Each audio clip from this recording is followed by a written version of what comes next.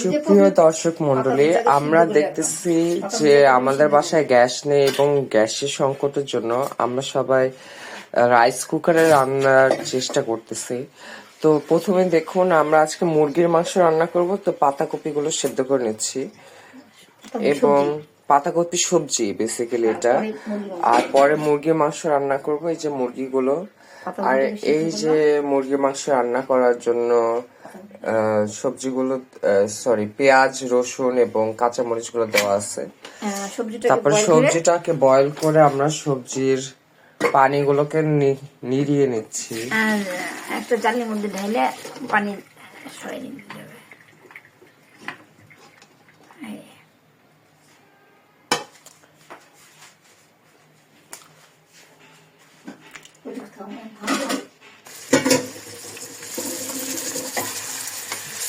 এই যে দেখুন, আমরা পেঁয়াজ গুলো করে ভেজে নিচ্ছি।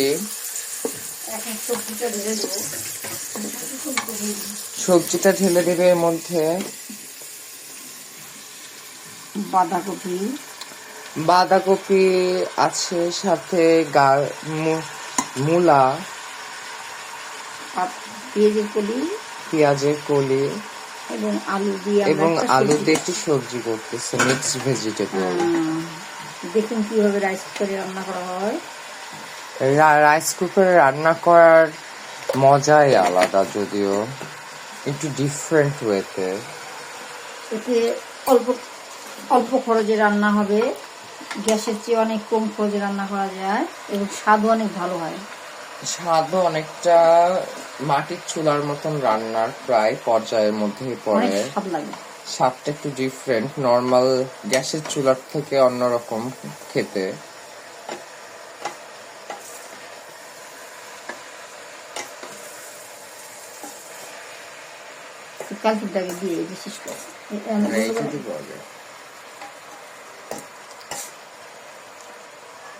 দেখুন, আমরা রাইস কুকারে মিক্সড ভেজিটেবলটি খুব সুন্দর করে রান্না করছি। অবশ্য রাইস কুকারের মধ্যে সবসময় মাথার মধ্যে এটা খেয়াল রাখতে হবে, কাঠের যে খুন্তিগুলো আছে, কাঠের খুন্তি ব্যবহার করতে হবে।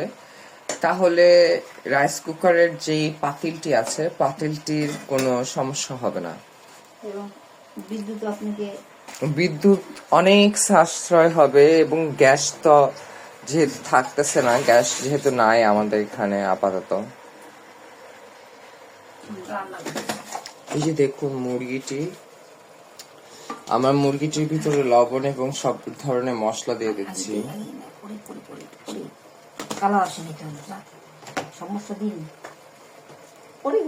আরে ধুর, দেখা বড় মশলা দিচ্ছ।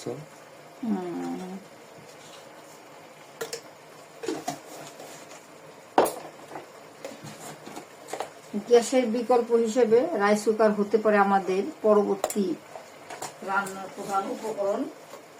আমরা সবাই যদি এই বেশি দামে গ্যাস না কিনি, তাহলে গ্যাস বিক্রেতারা আস্তে করে দাম কমাতে বাধ্য হবে। আমাদের বিকল্প পথ বেছে নিতে হবে। এভাবে ব্যবসায়ীদের উপর আমরা জিম্মি হয়ে থাকতে পারি না। দর্শক বন্ধুরা, সবাই গ্যাসের বিকল্প রান্নার চেষ্টা করুন। আমি যেমন রাইস কুকারকে বেছে নিয়েছি, আপনারা চাইলে রাইস কুকার অথবা ইনজেক্টরকে বেছে নিতে পারেন। না, রাইস কুকারই হচ্ছে ইনজেক্টর। ইনফ্রারেডে আমি রান্না করেছি, তবে ইনফ্রারেডের চেয়ে রাইস কুকারটা আমার কাছে বেশি ভালো লেগেছে। এই জন্য আমি দুটো রাইস কুকার কিনেছি, একটাই সবজি, একটাই ভাত, একটাই মাংস। তিনভাবে রান্না করলে আমার সুন্দরভাবে চলে যাচ্ছে।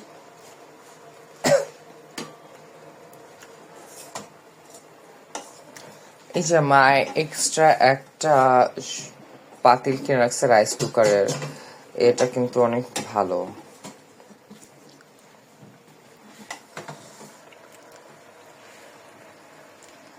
অনেকে ভাবে রাইস কুকার মানে শুধু রাইস রান্না করা যায়। আসলে গতকাল আমরা সবজি নুডলস রান্না করেছি, সকালবেলা আমরা পেঁয়াজ মরিচ ভর্তা করেছি, সুন্দর সবকিছু অলরেডি রান্না করা যাচ্ছে। কিন্তু মাথায় খেয়াল রাখতে হবে খুন্তিটার কথা সবসময় মাথায় খেয়াল রাখতে হবে। কাঠের মাস্ট বি খুন্তি যে কাঠের হতে হবে। তাহলে রাইস কুকারের যেই সারফেসটা, ওই সারফেসটা কখনো ড্যামেজ হবে না। কারেন্টলি আপনাকে শর্ট করবে না, শক করবে না, মেনলি কারেন্টে শক করবে না, বুঝছিস? তো ভাই রাইস কুকারে আমরা পানি ফুটাচ্ছি, খাবার পানিটাও আমরা রাইস কুকারে ফুটাচ্ছি। খুব সুন্দর গোসলের পানি, তারপরে আমাদের খাবার পানিটাও আমরা রাইস কুকারের পাত্রতে আমরা ফুটাচ্ছি। এখন আমরা গ্যাসের বিকল্প হিসেবে রাইস কুকারটাকে বেছে নিয়েছি। আপনারাও চেষ্টা করুন, দেখুন আমার মতো ভালো লাগলে আপনারাও সাশ্রয় রান্না করতে পারবেন। বন্ধুরা দেখুন, রান্না করা শুরু করেছিলাম আমরা প্রায় 20 মিনিট আগে। আমাদের এই যে সবজিটাও রান্না শেষ, মাংসটাও রান্না শেষ। মাংসের কালারটা দেখুন বন্ধুরা, সবজির কালারটাও অনেক সুন্দর হয়েছে, মাংসের কালারটা অনেক সুন্দর এবং মাংসটা অনেক মজা হয়েছে, মুরগির মাংস। সবজিটা অনেক সুন্দর এবং সফট হয়েছে। চুলায় এত সুন্দর সফট হয় না সাধারণত, চুলায় সাধারণত অনেকক্ষণ লাগে রান্না করতে এবং সফটও তেমন একটা হয় না। আপনারা রান্না করুন, সবাই চেষ্টা করুন। 2টা রাইস কুকার হলেও না আসে, আমরা দ্রুত রান্না শেষ করে বাসার অন্য কাজ করতে পারি। ধন্যবাদ। আমাদের রান্না যেহেতু শেষ হয়ে গেছে প্রায়, সেহেতু আমাদের গ্যাসের বিকল্প হিসেবে আমরা সিলিন্ডারের বিকল্প হিসেবে রাইস কুকারটি বেছে নিতে পারি। অবশ্যই 2টি রাইস কুকার হলে এবং 3টি রাইস কুকারের প্যালেট হলে অনায়াসে আপনারা ভাত এবং অন্যান্য 2 তরকারি রান্না করে আপনাদের ভোজন শেষ করতে পারবেন। গ্যাসের বিকল্প হিসেবে আমরা অল্প খরচে আমরা এভাবে করে রান্নাটি কমপ্লিট করতে পারবো। আপনি 1 মাস রান্না করলে সর্বোচ্চ আপনার 1000 টাকা বিল আসতে পারে, কিন্তু একটা সিলিন্ডারের খরচ আপনার 2200 টাকা। অনেক সময় সিলিন্ডার পাওয়া যায় না, ক্রাইসিস। তাই আমি এখন বিকল্প পথ খুঁজে নিয়েছি। বন্ধুরা আপনারাও এভাবে রাইস কুকারে চেষ্টা করুন। আমি যে রান্না করেছি এটা সত্যি না মিথ্যা, এটা যাচাই করার জন্য আপনারা সবাই চেষ্টা করুন, তাহলে বুঝবেন সত্যি জিনিসটা অনেক ফলপ্রসূ হয়েছে। ধন্যবাদ।